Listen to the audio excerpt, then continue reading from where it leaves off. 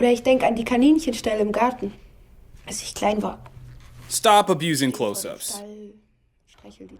You know who you are. Your film could be better if only you weren't using so many close-ups. Raise your hand if you've heard anybody tell you that. That advice is complete BS. Here's why.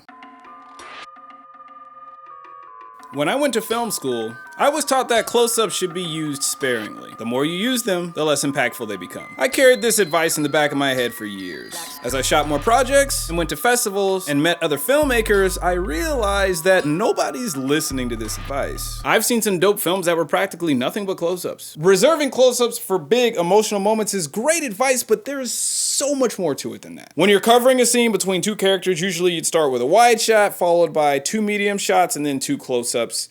That's generally how it's done. But this approach doesn't make sense for every film, and it doesn't make sense for every scene. As you shoot more films and you gain more experience, you're gonna learn how you like to use them. But when you're just starting out, close-ups are your best friend, and here's why. Wide shots take time, and they cost money. If you've got an ugly location that looks like crap, somebody's gonna have to spend some money on set dressing to make it look interesting. If you don't have the time, and you don't have the money, you can hide ugly locations with a close-up.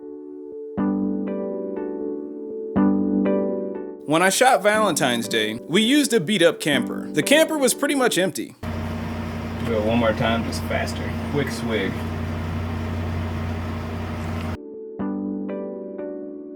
I set dressed for 1 wide shot, and then I shot everything else in a close-up. And then I just framed out all the emptiness.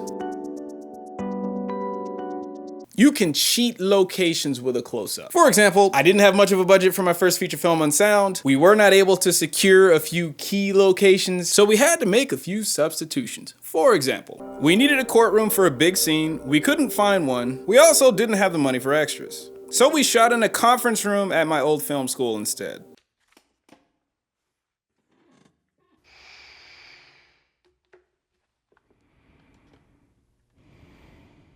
This scene is not about courtroom proceedings, it's about what's going on between the two characters, mother and son. So we cover the whole scene in 2 tight close-ups.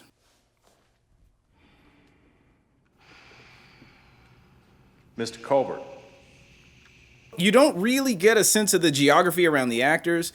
They could literally be anywhere. We used sound design and voiceover to fill out the rest of the space, and it worked. Sponsor. This video is sponsored by the good peeps over at Squarespace. You can start your free trial at squarespace.com/D4Darius. You can use the code D4Darius to get 10% off your first purchase. You need to have a website for your films. You need to have a website for yourself. You need to have some type of online presence other than just YouTube for peeps who want to know more about what you're doing. Squarespace is an all-in-one platform. You don't have to deal with plugins. You don't have to deal with updates. You don't have to deal with patches ever. They also have 24/7 support, 365 days a year for those of us who are not as tech savvy. I'm currently building a website for the next short film that I'm shooting.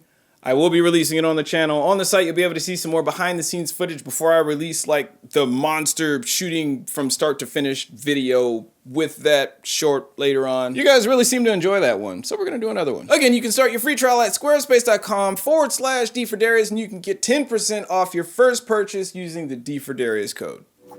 Close-ups are easier to light. All you gotta worry about is lighting somebody's face and what's directly behind it. So that's 1 mark, and then just pace back about the same distance the other side.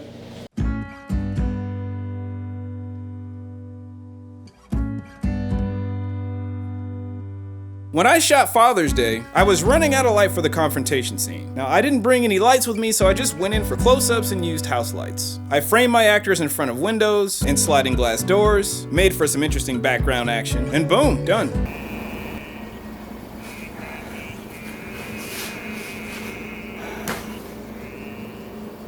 Are you gonna help me?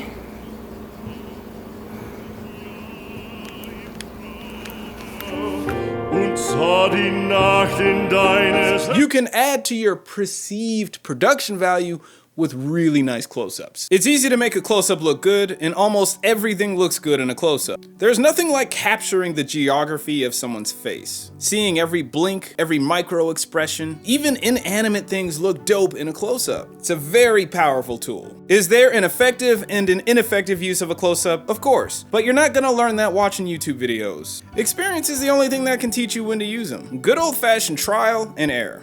Every filmmaker has their own aesthetic, their own style, their own voice, their own creative sensibilities. If you give two filmmakers the same script, they'll shoot it two different ways. You've got to find the way that works for you. So get out there, study other films, shoot films, experiment, and don't be afraid to make mistakes. Here's an idea: go out and shoot an entire short film using nothing but close-ups. Don't spend any money on it. Don't spend that much time on it.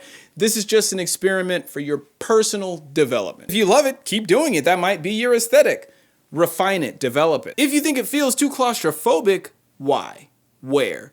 Be specific. Which shots make you feel that way? If you'd like to check out UNSOUND, my first feature-length film that I mentioned earlier, I will leave a link in the description section where you can check that out. I do believe that's all that I got for you. Thank you for watching. Keep hustling. Deepered out.